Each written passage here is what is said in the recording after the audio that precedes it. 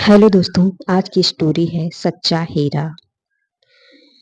सायंकाल का समय था। सभी पक्षी अपने अपने घोंसले में जा रहे थे। तभी गांव की चार औरतें कुएं पर पानी भरने आईं और अपना अपना मटका भरकर बतियाने बैठ गईं। इस पर पहली औरत बोली, अरे भगवान मेरे जैसा लड़का सबको दे।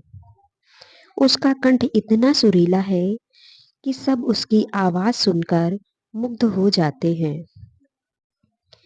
इस पर दूसरी औरत बोली कि मेरा लड़का इतना बलवान है कि सब उसे आज के युग का भीम कहते हैं।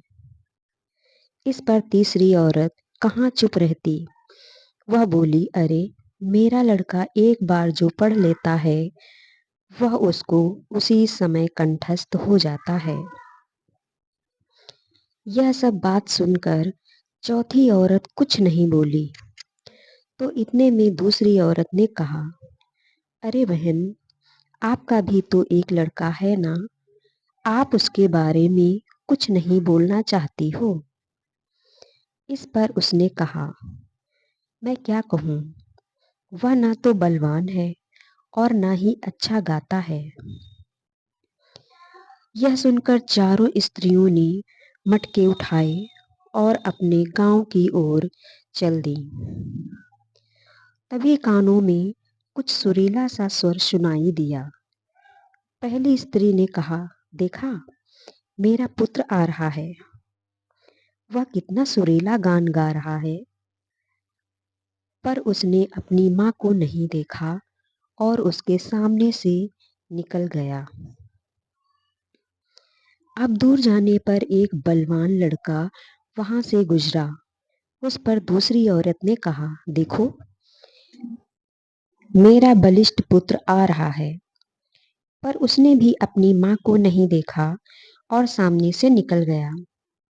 तभी दूर जाकर मंत्रों की ध्वनि उनके कानों में पड़ी।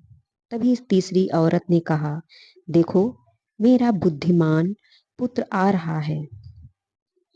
पर वह भी श्लोक गाते हुए वहां से उन दोनों की भांति निकल गया। तभी वहां से एक और लड़का निकला।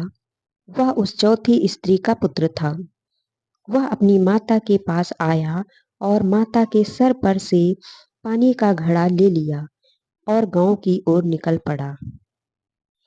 यह देख तीनों स्त्रियां चकित रह गईं, मानो उनको सांप सूंघ गया हो। वे तीनों उसको आश्चर्य से देखने लगीं।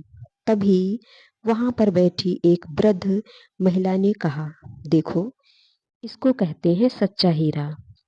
सबसे पहला और सबसे बड़ा ज्ञान संस्कार का होता है, जो किसी और से नहीं बल्कि स्वयं अपने माता पिता से प्राप्त होता है। फिर भले ही हमारे माता पिता शिक्षित हों या ना हों, यह ज्ञान उनके अलावा दुनिया का कोई भी व्यक्ति नहीं दे सकता है। तो दोस्तों, आज की स्टोरी कैसी लगी आप लोगों को? ऐसी स्टोरी सुनने के लिए हमारे चैनल को सब्सक्राइब करें।